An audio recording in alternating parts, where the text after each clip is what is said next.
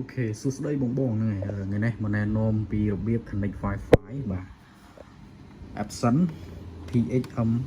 5.41F បាទម៉ាស៊ីននេះ update ទៅជា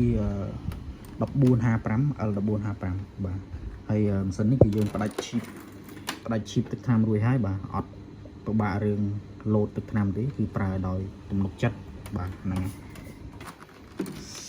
អូខេឥឡូវយើងមកដឹងពីរបៀប connect Wi-Fi ទាំងអស់គ្នាបាទអញ្ចឹងបងចូលកន្លែង Wi-Fi នេះមកបាទហ្នឹងហើយចូលកន្លែង Wi-Fi setup ហ្នឹងហើយ Wi-Fi setup ហើយបងចូលកន្លែងខាងលើនេះមក Wi-Fi setup visa នេះមកបាទអញ្ចឹងវាកំពុងសើចចូលឈ្មោះ Wi-Fi របស់យើងហ្នឹងបាទហ្នឹងហើយចាំវាមកសន្ទុះទៅអូខេឥឡូវវាសើចចូលឈ្មោះ Wi-Fi ឥឡូវអានេះឈ្មោះ Wi-Fi របស់ខ្ញុំបាទថតឈ្មោះ Wi-Fi របស់ខ្ញុំហើយកន្លែងនេះគឺកន្លែង Wi password បញ្ចូល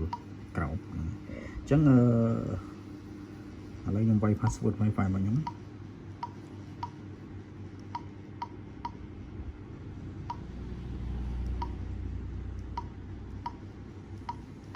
អូខេបន្ទាប់ពីយើង Wi password Wi-Fi រួចហើយហ្នឹងហើយ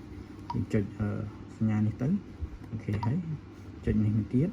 អូខេមួយទៀតបាទអញ្ចឹងវា install ខ្លួនវាហើយបាទវា connect ចាប់ផ្ដើម connect បញ្ជាប់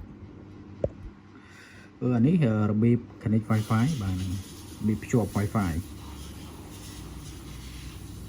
ចាំវាមកស្ទុះទៅអូខេឥឡូវយើង connect ជាប់ហើយបាទអញ្ចឹងវា load Wi-Fi សញ្ញា Wi-Fi នៅលើហ្នឹងបាទហ្នឹងអញ្ចឹងអានេះយើង connect ជាប់ហើយយើងចង់ដឹងច្បាស់មួយទៀតយើងអាចចូលមកខាងក្នុងដូចមិញនេះចូលមកខាងក្នុងមកហ្នឹងអញ្ចឹងយើងអាច scroll មើលដឹងអានេះ IP បាទ IP Wi-Fi របស់ខ្ញុំហ្នឹងអញ្ចឹងអូខេហើយបាទសម្រាប់ connect Wi-Fi អ